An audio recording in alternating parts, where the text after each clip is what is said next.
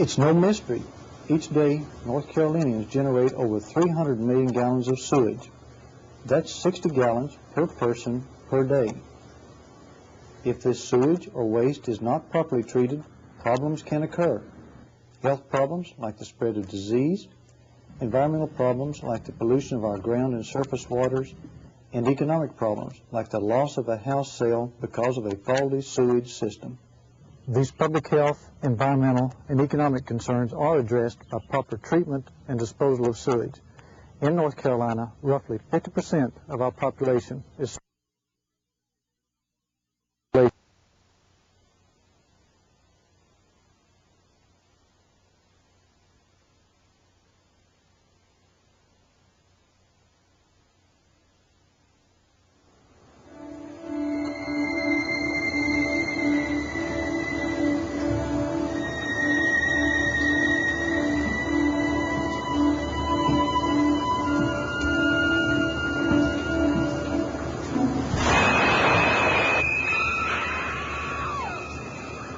It's no mystery.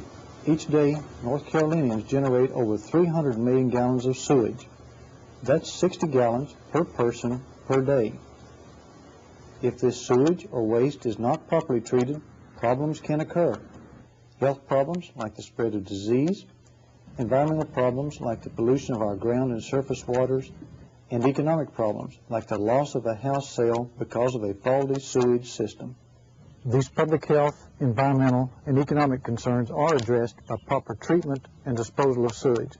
In North Carolina, roughly 50% of our population is served by septic tank systems. Because so much of our sewage is treated by septic tank systems instead of public wastewater facilities, it's critical that our state have effective rules covering septic tank systems. This video program will help you identify how a septic tank system works and some of the rules about installation and maintenance. First, let's take a look at how a septic tank system operates. Septic tank systems have three basic components: a tank, a distribution box, and a soil absorption field. Wastewater from the house enters the tank. Sewage stays in the tank for about 2 days, where most of the solids settle to the bottom. Then the partially clarified sewage enters a box and is distributed through a pipe to the trenches of the absorption field. Sewage leaves the pipe through holes and is temporarily stored in small spaces created by gravel in the trenches until it moves into the soil. The sewage is then filtered by the soil. At the same time, chemical and biological changes occur which treat potentially harmful substances and organisms. The treated water then enters the groundwater system, our primary source of drinking water. The septic tank system protects people's health in two ways. First, disease-causing organisms are treated below the ground surface where they cannot come into contact with people. Secondly, wastewater is treated before entering sources of drinking water. Environmental concerns are addressed by the adequate treatment of the sewage before it enters our ground and surface waters, which are used by people and wildlife. Septic tank systems have been around for some 200 years in North Carolina. Privies were frequently the norm. Other forms of sewage were piped directly to a ditch. Initially, the use of septic tank systems was regulated by local boards of health at the local level. It wasn't until 1973 that state regulation of septic tanks began with the Ground Absorption Act. Many local ordinances and the 1973 regulation required a percolation test of the soil to attempt to determine if it was suitable for a septic tank system. The percolation test was designed to give a crude measure of the soil's ability to absorb sewage. Unfortunately, the results varied too much to be reliable.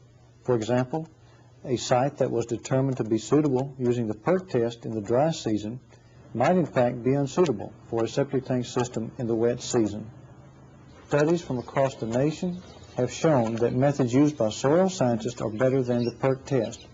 These methods have been used by the Soil Conservation Service and have proven reliable for over 50 years.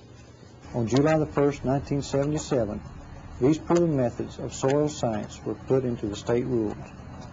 And on July the 1st, 1982, the percolation test was eliminated from the rules. The methods now used to evaluate property have been relatively unchanged since that time.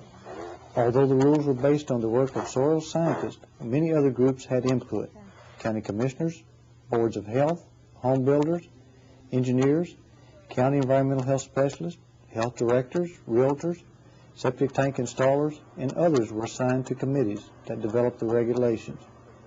The input of these groups provided a balance of the rights of individuals to develop their property as they chose and the rights of the community to a safe, healthy environment. The rules provide a standard by which all sites can be evaluated objectively and fairly for all individuals. This provides protection of the public's health and environment for you and your neighbors. Today, each site is evaluated using soil science methods for 8 important characteristics that determine if the property is suitable for installation of a septic tank system. These 8 characteristics are topography, texture, structure, clay mineralogy, soil wetness conditions, restrictive horizons, soil depth, and available space. Let's take a closer look at each characteristic. First is topography. Topography is the study of the physical features of a region. This is important because flat or depressional sites can be too wet to absorb the sewage. Steep sites can make installation of a system nearly impossible. Texture is the amount of sand, silt, and clay in a soil. This influences the rate at which sewage is absorbed. This in turn determines the size of the system. Clayey soils, which ribbon in your hand, generally require much larger systems because water moves through them slowly. Sand soils require smaller systems because they absorb sewage quickly but may not adequately treat the sewage. Sufficient distance to ground and surface water is critical and required for sandy soil locations. The hand texture method used by the environmental health specialist is the same as that used by the Soil Conservation Service for over 50 years. Structure relates to the way sand, silt, and clay particles stick to one another to form units in the soil. Cracks between these units can account for as much as 90% of the movement of water through the soil. If cracks are absent or destroyed, little or no water or sewage will move through the soil. Clay mineralogy looks at the type of clay in your soil. If the clay in the soil is the type which swells when wet, the soil will seal and not absorb the sewage. These are frequently called gumbo or bull tallow clays, but the correct term is clay with the expansive mineralogy and high shrink swell capacity. Soil wetness conditions are also a factor. If the soil is full of water, it does not have enough oxygen to properly treat the sewage. Wet soil, like a wet sponge, does not have enough pore space to absorb liquids from a septic tank system. Soils which are wet for even short periods of time will cause problems. These are called seasonally saturated soils. Another frequently used term is seasonally high water table. This condition is recognized by gray soil color even during dry summer months. This technique of identifying soil wetness condition is an accepted standard developed by the Soil Conservation Service and our universities. Another characteristic called restrictive horizons exists when chemicals hold the soil particles together like cement. This can cause a layer in the soil which prevents the free movement of sewage from a septic tank system. Common terms for such layers are hard pans and ironstone. Soil depth is a vertical measurement of the distance from the ground surface to rock or material such as marine clays. A conventional septic tank system requires 3 to 4 feet of suitable soil above rock in order to function properly. Available space is the final characteristic considered. Sufficient space must be available on the property for the initial septic tank system, repair system, house, driveway, and sometimes a well. When adjoining property has been developed, there must be sufficient distance from their wells, property lines, and structures to the septic tank system. Additional area may be needed if streams or other bodies of water border the property. A suitable area to repair or replace the septic tank system is required because even under the best of soil conditions, a system will eventually malfunction. Sites that are suitable based on these 8 characteristics enable a septic tank system to properly treat and dispose of the sewage. Once the site is evaluated and found to be suitable for a septic tank system, the environmental health specialist must lay out the best system for the site. Even the best design will not work if not properly installed. A qualified contractor is essential. Site disturbance must be minimized in order to preserve the ability of the soil to absorb sewage. For this reason, installation should not occur during wet periods when soil is easily disturbed. Once the system is in place, good landscaping encourages good performance of the system. Trees should not be planted too close to the system because roots will clog the lines.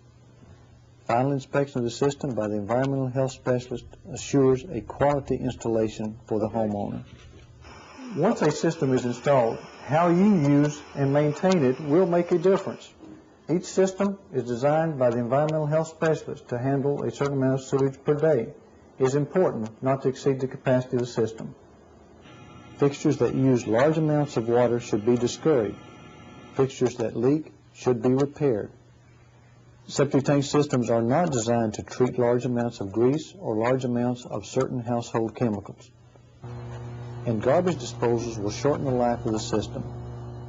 Systems should not be driven over.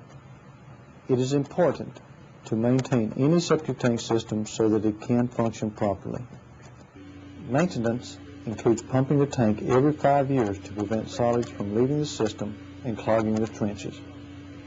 A properly installed septic tank system works to protect your health, the health of the environment, and that most important investment, your home. The environmental health specialist, by way of evaluation, design, and inspection, has performed his or her job to see that the system is correctly sited and installed.